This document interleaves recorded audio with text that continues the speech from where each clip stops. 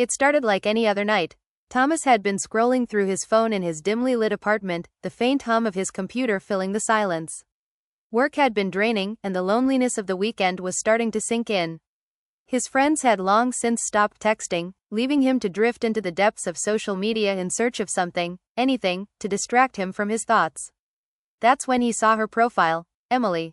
A name that struck him, though he couldn't place it. Her profile picture was captivating, soft blonde hair, deep green eyes, and a smile that seemed to dance in the dim light of the photo. It was almost too perfect. He'd seen hundreds of profiles that evening, but something about hers stood out. He hesitated. Should he swipe right? Should he message her? Maybe he should just stick to the usual routine, mindless scrolling, a few mind-numbing posts, and call it a night. But no, something about Emily seemed different. Maybe it was the way her eyes looked directly at the camera, as if she could see him through the screen. He swiped. Seconds later, the notification pinged. A message from her. Hey, I noticed we both like the same kind of movies. Want to chat? The message was casual, friendly. But there was something in the timing that felt off. It was too fast, as if she had been waiting for him. He typed back, unsure of how to respond. Yeah, I love horror films. What's your favorite? He hit send and waited, unsure what kind of conversation this would turn into. His phone buzzed almost immediately. The ones that feel too real. Thomas froze for a moment, the words lingering on his screen longer than they should have. Was she talking about the kind of horror that felt too real in a metaphorical sense? Or was there something darker lurking beneath the surface? He shook the thought away and typed back, trying to maintain the easygoing vibe. Sounds intense. I like the supernatural stuff. Ghosts, curses, things like that. I like those too, but I'm more interested in the kind of horror that gets under your skin, that you can't quite shake off. Thomas felt a shiver run down his spine, though he couldn't say why. Something about her words didn't sit right with him. It was the way she worded things, too precise, too calculated. Still, he pushed the thought aside. He was just being paranoid. What do you mean by that? He replied, intrigued despite himself. The next message didn't come right away. He waited, his eyes fixed on the screen, his pulse quickening for reasons he didn't fully understand. And then, finally, her reply popped up. I'm talking about the kind of horror you don't expect. The kind that finds you when you least expect it. Like meeting someone online. A chill swept through the room. Thomas's stomach turned. He had been talking to strangers online for years, but something about her words hit too close to home. Thomas sat back in his chair, staring at her message. His mind raced, trying to dismiss the sudden unease creeping over him. It was just a weird coincidence, right? People said odd things online all the time. But her words had hit a nerve, a place he didn't even know existed until now. The kind of horror you don't expect, like meeting someone online. He felt his pulse quicken, his fingers hovering over the keyboard. He was about to type something when his phone buzzed again. Another message from Emily. You seem like someone who likes to dig deeper. Let's see how far we can go. I'll tell you something about myself, then you tell me something about you. Her message was calm, inviting even. But there was an edge to it that made his skin prickle. All right, Thomas replied, his curiosity winning out over his hesitation. What do you want to know?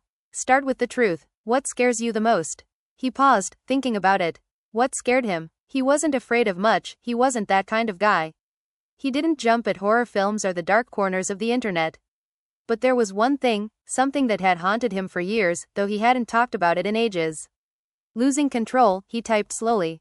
Not being able to stop something once it starts. Like a nightmare that turns into reality. He hit send and waited, a strange sense of satisfaction bubbling up as he imagined the conversation unfolding. Her reply came instantly. A nightmare that turns into reality. I like that. Now, my turn. What if I told you that I know things about you that you don't even remember? Thomas frowned. His pulse spiked. He didn't know why, but the way she worded that, like she already knew him, sent a ripple of dread down his spine. What are you talking about? He replied, his fingers trembling slightly as he typed. I know where you were last weekend. I know what you were doing. And I know who you were with. The question is, do you remember? His heart stopped. The blood drained from his face. Last weekend, he had been out with his friends, sure.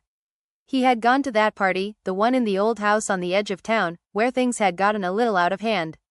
But, was there something he had forgotten? Something he hadn't noticed? His mind raced, trying to piece it together. What are you talking about? He repeated, his message more urgent now. Don't worry, I'm not here to hurt you. Yet, her reply came, cold and detached. But I think you should remember. You'll want to. Thomas sat frozen, staring at the screen. He couldn't tell if this was a sick joke, or if Emily really knew something he didn't. The fear gnawed at him, growing stronger by the second. He had to know more, even if it meant plunging deeper into this strange, dark web she was weaving around him. What do you know? He typed, his hands shaking now. I know you've been watched.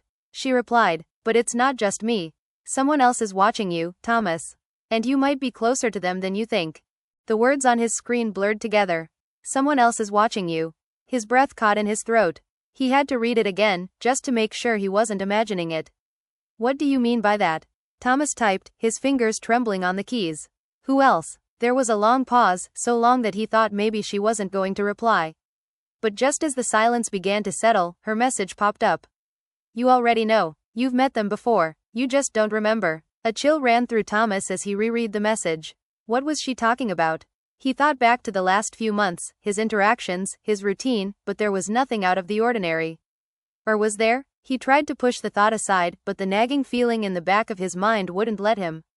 He had been to that party last weekend, but nothing about it stood out, just the usual drinking, the loud music, and the cramped rooms filled with people. It was all a blur now, like something half forgotten in the fog of his mind. But something told him this wasn't a coincidence.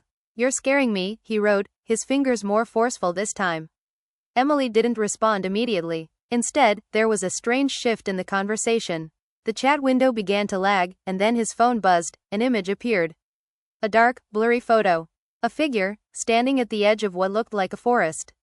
The figure was barely visible, hidden in the shadows, but there was something unmistakable about the stance. It was as if they were watching him. Thomas's heart raced as he stared at the image, his mind spinning. Where had she gotten that? He didn't recognize the location, didn't recognize the figure, but the feeling of being watched crept over him, and the hairs on the back of his neck stood on end. What is this? He typed quickly, his breath shallow. Who is that? The reply was almost instant. You don't remember, do you? That's the person who's been following you. Emily's words hung in the air, heavy and menacing. The one who watched you last weekend. The one who has been in the shadows, waiting for you to notice. I didn't see anyone. Thomas's mind was reeling. You're lying. Am I? She replied. Think harder. That night, you left the party early, didn't you? Alone. Thomas's chest tightened. The memory was faint, but it was there. He had left the party, stumbled outside, his mind fuzzy from the alcohol. He remembered walking toward his car, but then there was darkness. A vague sense of unease. The feeling of eyes on him. His phone buzzed again. This time, it wasn't a message. A video had been sent. He hesitated before clicking play. The screen flickered to life, showing an empty street at night. The camera shook as if someone was holding it while walking, their footsteps echoing through the silence. The video panned down the road, and Thomas's breath caught in his throat as the camera focused on a dark figure standing in the distance. The figure was just far enough to be out of focus, but not so far that it could be ignored. He felt a wave of nausea. This was taken on the way to your car.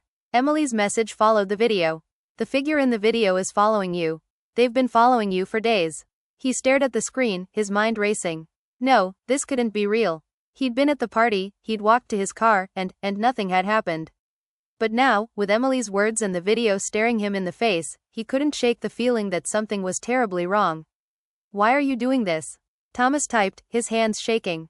Because it's time for you to remember, Emily replied. It's time for you to realize you're not alone. And the one watching you isn't going anywhere. The lights in his apartment flickered, and he jumped, his heart racing. He quickly glanced around, expecting to see someone standing behind him, but the room was empty. The only sound was the hum of his phone, the glowing screen casting a cold light across his face. But then, just as quickly as it had started, the feeling faded. The silence returned, thick and suffocating. Thomas sat motionless, his eyes glued to the screen. The silence in his apartment felt suffocating, each passing second heavier than the last. His heart was pounding in his chest, and his thoughts were a mess of confusion and fear. Was this all just some sick game? Or was there more to this than he was willing to admit?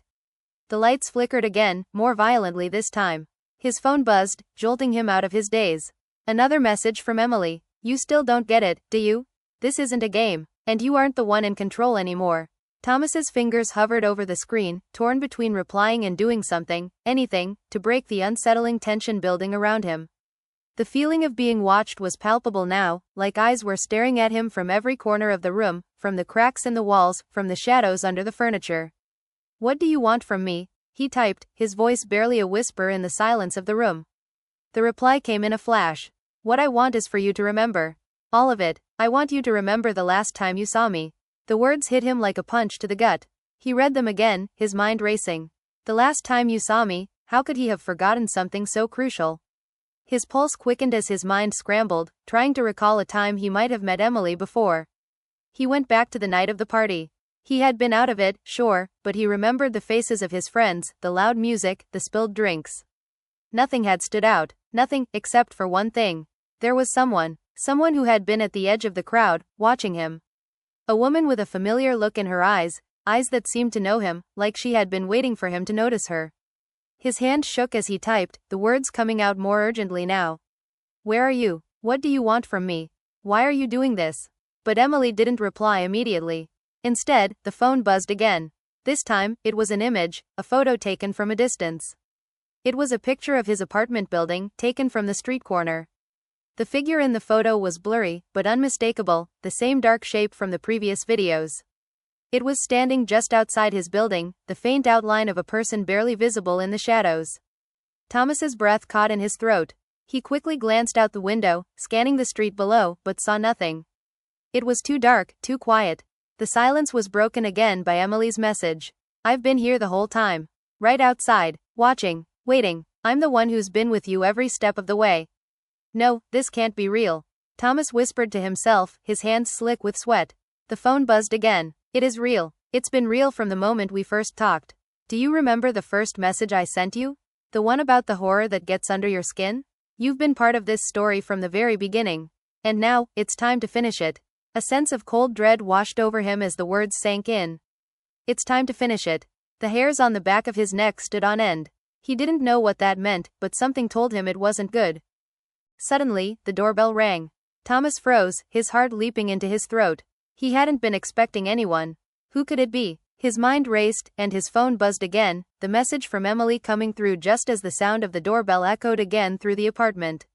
"Don't open the door." The message was simple, direct, commanding, but before he could even react, the doorbell rang once more, followed by a soft knock.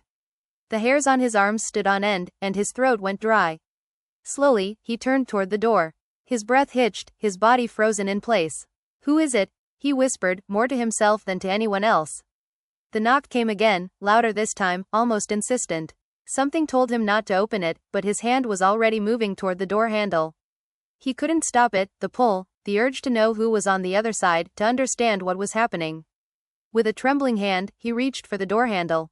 Just as he was about to open it, his phone buzzed one last time. "Open the door, and you'll regret it. Trust me, you already know who's behind it." His hand hovered above the door handle, paralyzed by fear. The knock came again, this time louder, like a warning. And then, before he could make a decision, the door burst open. Standing in the doorway was a figure, cloaked in darkness, their face hidden in the shadow.